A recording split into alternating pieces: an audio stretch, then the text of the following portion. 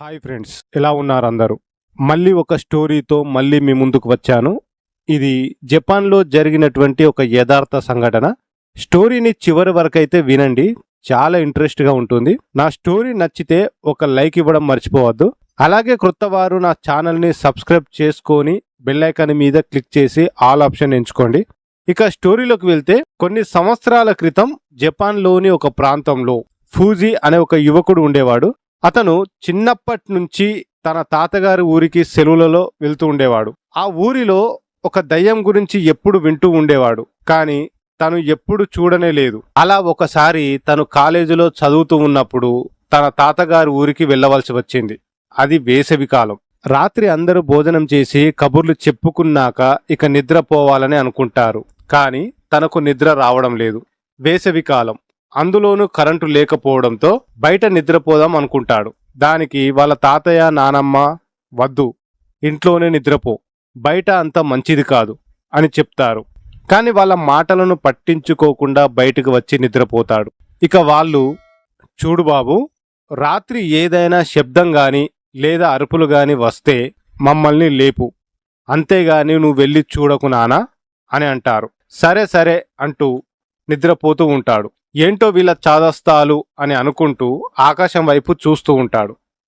వెన్నెల రాత్రి, నక్షత్రాల మిలమిలలు, చల్లటి గాలి, ఇలా అందమైన అనుభూతిని పొందుతూ నిద్రలోకి జారుకుంటాడు.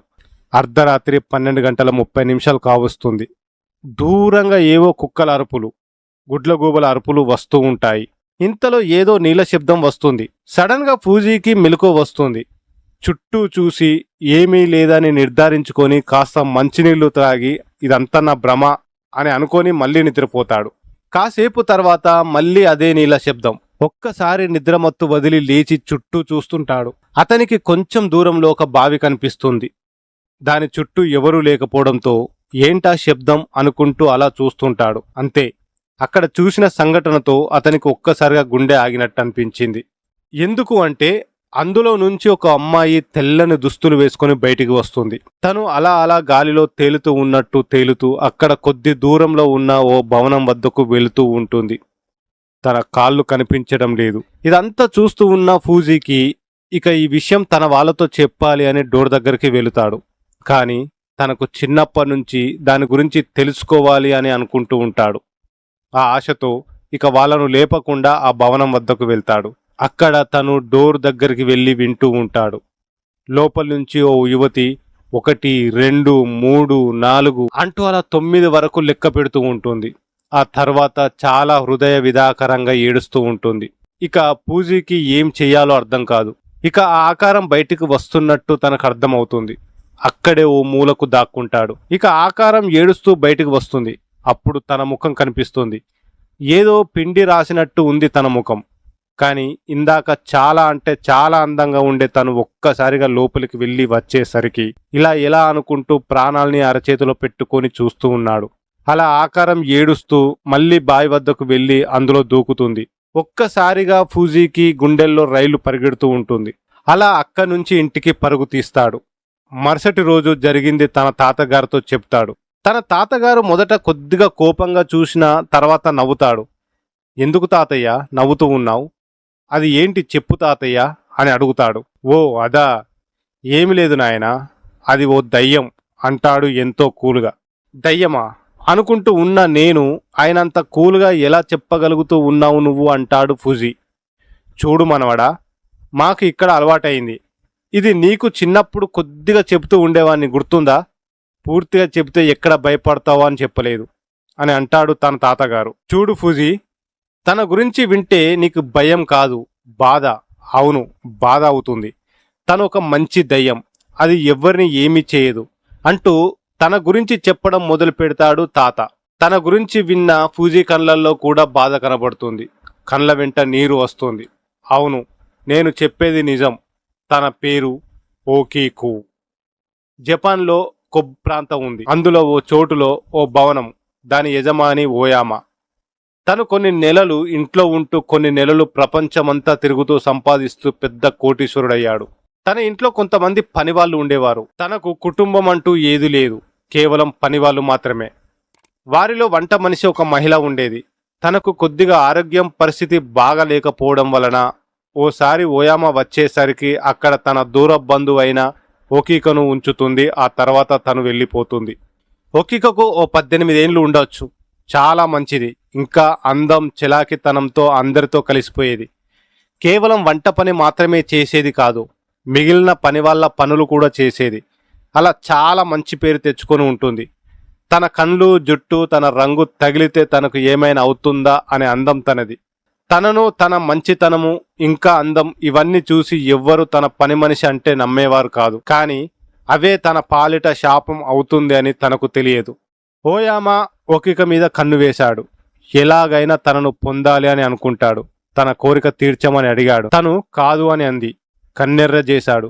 తనను పొందడానికి ఎన్నో పన్నాగాలు వేశాడు. కానీ ఓకిక వేటికి లొంగలేదు. ఇక ఓయామకి కసి అంతకంత ఎక్కువైపోయింది. ఓకికకు ఖచ్చితంగా ఏదో ఒకటి చెయ్యాలి అనుకున్నాడు. అందుకోసం బాగా ఆలోచించి ఒక కుట్ర పన్నాడు. తన వద్ద తను చాలా ఖరీదు పెట్టి కొన్న ఓ రకమైన ప్లేట్స్ ఒక 10 ఉండేవి. వాటిలో ఒకటి ఓయామా దాచి అది ఒకీక తీసి ఉంటుంది అని తన మీద నింద వేశాడు. దానిని మర్యాదగా తెచ్చి ఇవ్వు లేదా పోలీసులకు చెప్తాను అని బెదిరించేవాడు. అలాగైనా తన మాట వింటుంది అని. దానికి ఒకీక కుమిలిపోయింది. ఆ తప్పు చెయ్యలేదు అని కుమిలి కుమిలి ఏడుస్తూ ఉండేది. కానీ దానికి కరిగిపోయే మనసు కలవాడు మాత్రం కాదు ఓయామా. ఒకీక చిత్రవద అనుభవిస్తూ ఆ తప్పు నేను చెయ్యలేదు అని కాళ్ళ వేళ్ళ పడింది. కానీ అతను నిన్ను వదిలే ప్రసక్తి లేదు అని తేల్చి చెప్పేశాడు. ఇక బాధను భరించలేక, అతనికి లొంగలేక, అవమాన భారాన్ని మోయలేక పెరట్లో ఉన్న బావిలో ఓ అర్ధరాత్రి దూకి చనిపోతుంది ఒకీక. కానీ ఒకీక చనిపోయిన 2 రోజుల తర్వాత అసలు కథ మొదలవుతుంది. అర్ధరాత్రి ఓయామా ఇంట్లోకి ఒకీకు ఆత్మ వెళ్ళిపోయింది. ఇల్లు అంతా తిరుగుతూ ఏడుస్తూ ఉంది. తను దేనికోసమో వెతుకుతూ ఉంది. ఆ తర్వాత హృదయ విదాకరంగా ఏడుస్తూ తిరిగి బావిలోకి దూకుతుంది. ఆమె వెతుకుతూ ఉండేది కనిపించకుండా ఉండే ఆ 10వ విలువ అయిన ప్లేట్ కోసం అని అందరికీ అర్థమవుతుంది. తను దొంగతనం చెయ్యలేదు అని నిరూపించుకోవడానికి అలా వచ్చింది అని అందరికీ అర్థమవుతుంది. కానీ ఓయామా హడలిపోయాడు. తన పాపం అందరికీ తెలిసిపోతుంది అని భయపడి కన్నుమూశాడు. ఆ తర్వాత ఆ బంగ్లా ఓయామా దూర బంధువుల చేతికి వస్తుంది. కానీ అక్కడ భయంతో ఎవరు ఉండలేక వెళ్ళిపోతారు. ఇక అక్కడ ఎవ్వరు ఉండలేకపోతారు. తను ఏ పాపం చేయలేదు అని తెలిపేందుకు తను ఆ బంగ్లాలోకి రావటం, ఏడవటం, వెతుకులాట చేయటం జరుగుతూనే ఉంది. ఇది యాక్చువల్గా జరిగినటువంటి ఒకీక కథ. కానీ కాలక్రమేణా దీనికి చాలా మంది ఇంకో రకంగా చెబుతూ ఉన్నారు. కొందరు ఓయామనే తనని చంపి ఉంటాడు అని, ఇంకొందరు ఒకీక అజాగ్రత్త వల్ల ప్లేట్ పగులుతుంది అని, దానితో ఓయామా కోపంలో కొడతాడు అని, పొరపాటుగా తను చనిపోతుంది అని, ఇది ఎవరికి తెలియకుండా ఉండుటకు బావిలో వేశాడు అని అంటారు. కానీ వీటిని పెద్దగా ఎవరు నమ్మకపోయినా మొదటిది మాత్రం చాలా మంది నమ్ముతారు. ఏది ఏమైనా చెయ్యని తప్పుకు బాధపడి చనిపోతుంది ఒకీకు. ఇప్పటికీ తను అక్కడే తిరుగుతూ తను చెయ్యని తప్పును నిరూపించుటకు తిరుగుతూ ఉంటుంది అని అంటారు అక్కడ ఉన్న వాళ్ళంతా. ఈ స్టోరీ నేను చాలా సందర్భాలలో విని తెలుసుకొని మీకు చెప్తున్నటువంటి ఒక రియల్ హర్రర్ స్టోరీ. సో ఒకీక ఆత్మ అనేది ఇప్పటికీ ఆ బంగ్లాలోనే తిరుగుతుంది అనేది అక్కడ ఉన్నటువంటి నిజం. సో ఇదండి స్టోరీ. నా స్టోరీ గనక మీకు నచ్చితే ఒక లైక్ ఇవ్వండి. మళ్ళీ ఒక స్టోరీతో మళ్ళీ కలుసుకుందాం. అంతవరకు